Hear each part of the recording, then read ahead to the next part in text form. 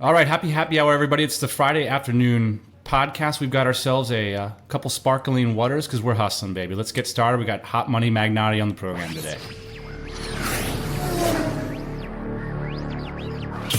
Yeah, buddy, you've downloaded Tropical Talk Radio, where we talk about all things entrepreneurship, travel, and lifestyle. If you're interested in more about this program, check out TropicalMBA.com. And if you sign up for our mailing list, I will personally send you 50 free podcast episodes that take you along on our journey and expose the insider story on how we started a $1 million honest-to-goodness product business while we traveled the globe. There's a reason why we call you Hot Money. Let's just get this out of the way. By the way, Hot Money is from AdsenseFlippers.com and OutsourcingForStartups.com. The new site. And we're going to talk a lot about how that's going to go down. But a lot of people are like, man, you guys are really doing it in style. When I first came here, I was like, man, Magnotti does it in style. Whoa, what's up with that guy? And then I was impressed about how legit you guys were. You guys weren't over here, just doing a rinky-dink operation. I thought these guys are guys that have real business experience, and you've been around the block a couple times. You know what I mean? Like, you guys had a mortgage business in California. Of course, we both lived in San Diego. We're both from the East Coast, so we're both, we're good people, but we're not nice guys. Yeah. Good but nice. That's what I tell all the girls. And then, the other thing about it is, you guys also did local SEO outsourcing. And, okay, so amazing background, but a lot of people have heard your story on this show. So I want to talk about outsourcing for startups and what you're aiming for there. Yeah, well, thanks for having me on the show, Sure. by the way. Of course. And Outsourcing for Startups is our new site where we're going to talk directly about outsourcing. So we had a lot of success with the Adsense Flippers model, and the reason why we had such great success is because we gave away the information for free, okay? All that knowledge that we wound up figuring out how to build these niche sites and how to make money online, we said, we'll just give that away for free because we know it's such a complicated, labor-intensive process that eventually most people, 90% of the people, are going to give up and just say, I want to buy the site. Right. So now I'm going to advocate for the audience, which I know what they want to know for free from you, because a lot of people that listen to this podcast, they want the kind of lifestyle that you have. You live in a luxury condo within walking distance to the beach. You have 30 employees. You travel whenever you want. We're here in this beautiful resort right now, just hanging out on a Thursday because we thought it would be fun. And so what is the magic? Like, how did you do that? You outsourced your job. So I want to hear the story because I did this too. And this is a process that if you want to come to a developing country like China, we'll focus on the Philippines today, and do it in a big way. Because there's the TMBA model, which is you come here, you spend like $1,500 a month, and you hustle up clients. But then there's a Joe Magnotti way, which is you just show up on a jet plane and be like, boom, I'm here. Yeah, and how to do that is to make your current company pay for it. Okay. That's what I love, okay? So especially if you're a mid-level or a low-level manager right now, do not quit your job. Okay. Wow. Ooh. Do not quit your job. Why? Okay, I'm going to write that down. Why Joe Magnotti, that's like the bumper for this episode, is why Magnotti says to keep your Dilbert job. Yeah. Okay. If you've got those 3 to 15 people working underneath you, I absolutely know there are some cycles in there that can be outsourced. And you need to convince your company, you need to convince your boss. Yes. Why they should be outsourced and why you should have control of that outsourcing. It's a little bit of a political game. So we're talking about KPO here, baby. What we're saying is basically the Philippines is the second largest English-speaking country in the world. We live in the first largest speaking, and there's in between those two countries, if you were to draw an economic rope between the two, it would be like a downhill slide. So why not take advantage of the arbitrage opportunity? Why do we have 15 people picking up phones in this country when we could have 20 people picking up phones over there for a quarter of the price, right? Right, exactly. And companies are really hip to that. I mean, they have been for the last 20 years almost. Yes. It started with very basic customer service outsourcing, and then it moved on to telemarketing outsourcing, and then it moved on to the really basic sort of knowledge workers. But now it's around a whole bunch of stuff. So especially if you manage, people that sit in a room all day and work on spreadsheets, and they have the kind of job that can be done from home, and maybe they even do work a couple of days from home already because the CFO found that he was able to save some overhead that way. Yeah. You take it the next step, and you say, hey, I found a way to even reduce those costs even more. And maybe you're not making anyone lose their job here, but maybe the company's looking to scale the process. Maybe you need Absolutely. more people. And instead of going out there on Monster, getting all these resumes, I love this. It's not always this slash and burn thing. So I'll tell you a story of how I did it. I was like, in 2007, we were on, I think we were on a static site, and we were having 400 unique visitors a month. And I said, if we want to grow this company, you know what we should do? We should put our site on the Drupal. But here's the problem. A Drupal developer in California costs $70,000 a year. Now, Drupal is so powerful that we could have thousands of people coming to our website every month if we just got it onto a database-driven system. Now, in a great world, in a great economy, eventually maybe we'll have 10 Drupal developers in America managing the back office. But if you just give me that $70,000, right? So this is kind of, plus the budget we already spend on advertising, I just need one plane ticket, and I'm going to take that $70,000 and I'm going to hire 3 developers. I'm going to hire the PHP guy to do the Drupal install. I'm going to hire a full-time graphic designer in order to do all the design. And by the way, that's going to take all the weight off of your current designers. They don't want to design BS. They don't want to do InDesign layouts and stuff that you just need day-to-day, sales flyers, new logos. You want your best designers back in California Absolutely. doing the client work, right? Okay, so for the price of one hypothetical growth, now all of a sudden you get 3 to 4 employees, plus you make one of your best people, say I got a guy named Joe Magnotti working for me. He's one of my best guys. But he comes to me and says, you know what? I'm so passionate about this opportunity. And you know what? I don't want to sit here with one Drupal developer.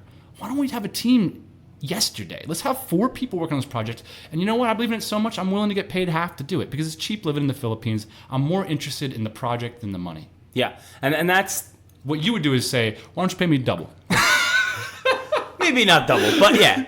No, I talk about our story a little bit more. Justin and I were managing groups. I managed a group of about 30, 35 people. He managed a group of 40, 45 Now, how'd you get that job? Was it just like a Craigslist hustle kind of thing? Show up for an interview? Justin went to go work for the local SEO company first, and then I followed.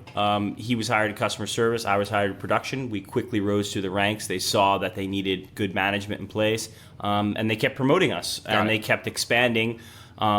So you got to be someone who's creating results in order to get this done. If you're the guy hiding away in the corner of the office, like trying to get by on nothing, forget about it. No one's going to trust you, and no one underneath you either. Then it's going to be a little bit more of a tough sell. So I would not recommend this strategy for that. But if you're that team leader type, and you have even just a small number of people underneath you, your boss would be hip to something like this, especially if you're willing to put in some of the cost savings of yourself. And that's what Justin and I did when we did the outsourcing for this local SEO company, is we did reduce our salaries. We put our salaries into the outsourcing in terms of a management fee, and showed how paying us a management fee, which actually didn't cut our salaries at all, but cut the overhead for the company because they didn't have to pay our taxes. Beautiful. They didn't have to pay our insurance. So now they're actually paying less to have the 2 top mid-level managers in their team. That's precisely what I did. It's a beautiful loophole to take advantage of. So I'm glad you brought that up. I totally forgot about that move. This is what companies look for when they cut costs and they outsource. It's not just dollar for dollar. It's overhead, insurance, office space, computers, all that kind of stuff. I mean, one of the things that companies don't want to do is they don't want to own offshore companies. They don't want to have to manage all that. They just want to know that there's a unit over there getting stuff done. But sometimes I look at this, Joe, and I wonder, there's a lot of people that might be lying to themselves if they want to be an entrepreneur. And marketing starts with your boss. Your boss is your first client, right? So a lot of people are like, I don't really like what I don't really want to do that. I don't want to do that. Well, who's going to want to follow you? Who's going to want to trust you? Who's going to follow your plan? So there's 2 issues. Number one is marketing. Imagine if you got on Adsense Flippers podcast and you were like, I wasn't really that excited about this stuff this week, really. You know what I mean? Like, no one will trust you. Yeah. Okay, so that's the first thing. You have to have people trust you, which means you have to be doing the work, you have to be enthusiastic, and just being honest with yourself. If you're not happy with your job, get out of it, get into something that is an opportunity for you, and evolve it to where you want it to be. That's industriousness, just in general, right? It is, but I would also say, moving it to a place where you're happy about it, that's kind of cool. Like if you have something that's halfway decent, start there, build on that, rather than quit your job and start all over from nothing. I think that's a harder foundation to build on. Now, there is something to be said about the guy that gets the monkey off his back and he has the more free time and he has the more stuff. Hey, I get that, I understand it, but if you have even some sort of core that you can work with right now, try to leverage those contacts, that situation. That's even what we do as entrepreneurs. Right. It's the same move. So if you jettison all that, you better have something you're going to need something to replace it. And having a job is an extraordinary, powerful position. You're in that position. I don't know what you were getting paid at the time, but it was a lot of money for that company. They already are getting ROI on you, or they've made that decision as an institution. Right. So then you come to them. So there's another thing with this deal is hard to cut for people who aren't good at making deals. And part of the thing, there's two elements to making a deal that a lot of people miss. A lot of people try to cut deals with me. And one of the things that they do is they don't explain to me how it's going to work out. So if you want to make a deal with somebody, you have to show them how you think it's going to work out. Yeah, how it's valuable to them, not just you. In concrete terms. Like, by the way, if, like, in my case, I was saying, if on Drupal, then here are the costs. And if 12 months from now we execute on this based on this data point, and by the way, PowerPoint, simple. Don't get nerded out on them. I wasn't talking about, how many Twitter followers we had or something like that. I was talking about, look. 96 slides. That's the last thing your CFO wants to be watching. I was talking very specifically, like you were saying, so one of the things you do is you anchor your deal. So if we want this kind of success, it's going to cost us this much here. But if you send me to the Philippines or to China or to Taiwan or whatever, it'll cost the same amount over there. Okay, so you anchor. And then the second step is to clarify where they're going to be. If we're over here, all we're going to have is a Drupal website, and we spent $100,000. If we're over here and we spent $100,000, we've got a Drupal website and 11,000 unique visitors a month, which if we're already deciding that our website is giving us ROI at 500 visitors a month, you're talking about an incredible upside potential. And so that's one. So that's a. I could go on for about. Yeah, I think that's a great two-step process to getting the ball rolling and making sure that you have something concrete to go with to your corporate team. What Justin always says when we put these deals together is win-win. That's his policy, and I've kind of adapted that. And man, I really think it works. It has to be win-win for both sides. Can't be any derp deals like where. One of the biggest mistakes people make is they make it too much about them. Like, I really want to go to the Philippines. When you tell me how bad you love the Philippines specifically, I was there one time and I went on vacation and I'm crazy about pork sisig. You know what I'm doing as a CFO? I'm thinking, I'm not trusting you anymore because this isn't but instead it's like, if you could frame it so that your passion for the Philippines has allowed you uniquely to identify an opportunity that nobody else is taking advantage of. So this is another deal-making technique, which is scarcity. So you anchor what you know, because you love the Philippines, to what all your competitors don't know, which is, hey, over the next year, X, Y, and Z companies are going to go out and they're going to hire the Drupal developer, or they're going to continue to expand their offices here in Southern California. Yeah, and I would also say a little caveat to that is the option sort of deal plan, right? Where you say, yeah, there's Vietnam, there's Thailand, there's Indonesia, and there's the Philippines, and here are the pro and cons of all, and this is really why the Philippines is the best. You put the Philippines in the middle. Yeah. And the other thing you could do is getting the deal is the most important part. It's kind of like getting someone on a recurring payment, right? It's like that's the most important element of that sale. So you could say, in 3 months, we're going to have this requiem where we're going to have a conference call. I'm going to deliver on these. And it's kind of like, hey, if it's a bust, we don't have any long-term commitments there. There's no extra cost we have to pay. We're not going to build a building or anything like that. So it's only 90 days. But what are the chances that they're going to rope you in after 90 days? And you're already on the ground. You've already freed up your time from your job. You're already making relationships with entrepreneurs that are on the ground. So that's one of the other things is, do you remember that experience of like, going from an office setting to getting on the ground here in the Philippines? It's all of a sudden like, even though, well, you're an entrepreneur. Yeah. The moment you get off the plane, you're an entrepreneur, right? Yeah, and it's a little bit scary because when I got here, I had one customer. Right. I had one customer, a dedicated customer who had 23 agents with us, so that was nice. But I knew that my number one priority had to be to get new customers, and I had no idea how to do it. Right. So, I was just like leveraging contacts and hitting LinkedIn and talking to people I knew and, all this kind of stuff. And that's kind of bringing it back home to outsourcing for startups. That's why when we did start to launch Adsense Flippers, and we figured out that whole marketing sales funnel, now we're trying to use that sort of marketing style for outsourcing. And I think it could be really powerful because the operational side of outsourcing, right? We've got that down pat. Yes. I know that really well. And so I can provide great deal of value to people, but I think nobody knows that because we don't really talk about it. So that's why I just have to have So I want to talk about it because, my audience is just super pumped about making the entrepreneurial switch, and in a big way. And they could potentially partner with you on some of this stuff. So I'd be interested in talking about the kinds of deals that you guys are looking to attract with outsourcing for startups. And these are the kinds of deals that people placed in American corporations could cut, right? So you could potentially accelerate this kind of thing we're talking about. You know what I'm saying? Yeah, I mean, what we're looking to do at Outsourcing for Startups is help those that need 3, 4, or more people to outsource. I mean, that's the ultimate goal is I want to help these small funded companies that are medium-sized companies deliver their outsource needs. And I'm going to do that one of two ways.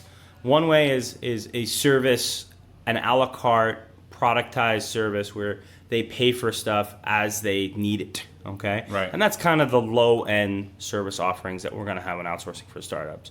The other part is going to be you really realize that you need a dedicated staff.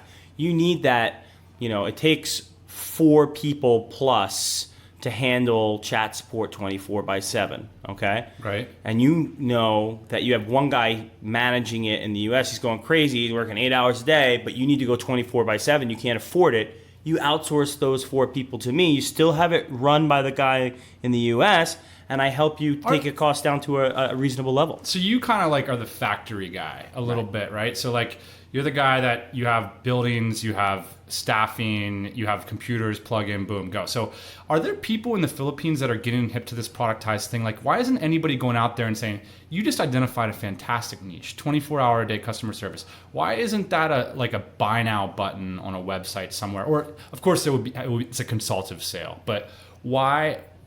Are you guys, this is the only guys doing that right now? Or? Yeah, I mean, as far as I know, yeah. Of course, there are a lot of other services out there that could offer this kind of thing, but a lot of them are either middlemen or they don't really have boots on the ground, so they're way too expensive for startups, for people that are just getting involved in outsourcing, or they are coming from the other end. They're a Filipino-run company, and not that there's anything wrong with that, but they're more interested they're very price sensitive, so they're trying to make it cheap. Yeah. And the value that they provide is not up to snuff to American standards. Right. So that brings up another interesting point, which is that, people have been talking about outsourcing to the Philippines. It's been a buzz term for a long time.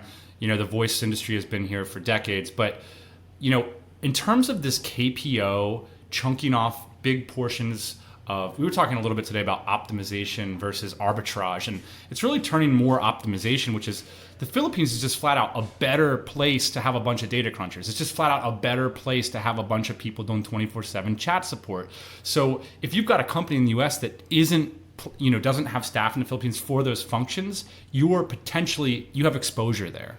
So part of the point that's interesting to me is that there's never been a better time to do these deals. There's never been more insistence. There's never been more visibility on it. So if you see this as an opportunity for yourself to come here and do this kind of stuff, I mean, this is a way to do it big. Yeah, and the technology's never been better. Absolutely. I mean, we have grown so much in the last 10 years in terms of computing power and internet speed just around the world, and the services and the stuff available. I mean, it's almost like the guys in the next room. You can call them on Skype. You can do all these stuff for free, basically, and there are all these services that can allow you to share software so that you don't have to buy extra licenses, stuff like that, if you're in the engineering space or something like that. And it's amazing too how like this technology is now disseminating throughout the provinces, where you're in the third city, right. But you can see that like Dumaguete has a couple call centers opening up, and that it's not going to take too long to which we might be able to mobilize this 100 million people, as this incredible virtual office solution. Yeah, I mean, in the 90s, right, it was just all about voice because that's really all they could do. Right. The technology. Well, they had to be in Magnotti too in order to get on the freaking fiber line or whatever. Right. They had that one tunnel from here under the water all the way over to California, which was still occasionally shut off. I've heard. Right. I've heard the families that could. Anyway, it's just crazy stuff. But I mean, I just think that the software services that are out there right now, we use them all the time because we have some high-end .NET developers that work for one of our customers. Yeah. And they have a VPN tunnel, and they work from a computer in the States, in Salt Lake City, as if they were right there working from the office. Yeah. And there's no difference. So the security problems, all the licensing problems, all the issues go away. All right. So we've talked about outsourcing your job and outsourcing your startup. We haven't yet talked about outsourcing your life, which is something interesting that, a lot of people, I think, when they fantasize about moving to a place like the Philippines, they think a lot about that lifestyle element, like the doon, dick, doon, dick, I'll take another Mai Tai, or whether that's just the adventure of it, But this is the fun part, right? This is the fun part, but it's also serious at the same time because as an entrepreneur, you need a lot of time just to think. You need a lot of time to do. It's creative in that you need to find creative solutions for the problems you have. Right. And like marketing and sales. So any time that you're using to do the laundry or cook or food shop or clean the house, I mean, that's time better vested in your company. The other day, or I guess like a month ago, I came to visit you, and it was really cool because, we're both doing the paleo diet quite a bit, and your maid was taught to cook like these beautiful paleo meals. And it's kind of cool, like you just set up a process for like how she shops, how much money it costs, and where she gets recipes, how she learns the recipes, and then boom, I'm having like a ridiculous steak with tapenade sauce, and it's healthy and it's amazing. And the other thing that we did is we went to your fitness trainer, and we did boxing and stuff, and it's so cool. It's kind of like it's a system that you opt yourself into. It's like, I'm gonna go to this boxing trainer, and it's not gonna be up to like, oh, did I feel like working out today, right? Yeah, your boxing trainer's gonna be standing there like, what the hell, man? Yeah, and it cost me less than $5 for to have a junior weight champion, Olympic champion guy train me to do boxing in the Philippines. So that's just like an unbelievable value that if I don't take advantage of that, I'm kind of crazy. The same thing with basketball. I started my own basketball league here. 6 teams. I bought uniforms. I'm the commissioner. I'm a team owner, and I'm a player. There is that element to living in the Philippines, which is that you can live like a baller at a much lower level. I mean, if I would say, like, to me, I always tell people, if you get one of these back office deals and your employer sends you here and you make $50,000 a year, it's like you have joined the wealthy class where you could fund a basketball league. I mean, you threw a boxing match in a freaking real arena for a 1,200 or 2,400 person arena. We rented out. We got 9 matches. I was the main event. We did it all for charity. We gave the tickets away except for foreigners who had to pay for their. What's interesting is, but by being a part of this like optimization trend, we might not have been wealthy when we got here, but we're definitely building the systems and the businesses that, I mean, we could transfer anywhere at this point. You know what I mean? Yeah, and if you're not taking advantage of that while you're here, I really think you're missing out. To just either stash that money away or to blow it on the crazy stuff. Yeah. Like a new computer or new toys or, crazy trips to Europe or something like that, when you can have these fundamental great experiences and and outsource your life and not have to worry about all that time, effort, and money. It's so you cheap were sort to of do thrust in this. I mean, if you were to move back to the United States, I'm assuming you'd take a lot of these lessons with you. And yeah, I mean, and you can't get back to grocery shopping. You just can't be there if you're going to be. I can't imagine doing that. I mean, I went back in 2011 to go see my mom, and I left my dishes out and I didn't do my laundry, never made my bed, and she was like, "What the hell happened to you?" You know.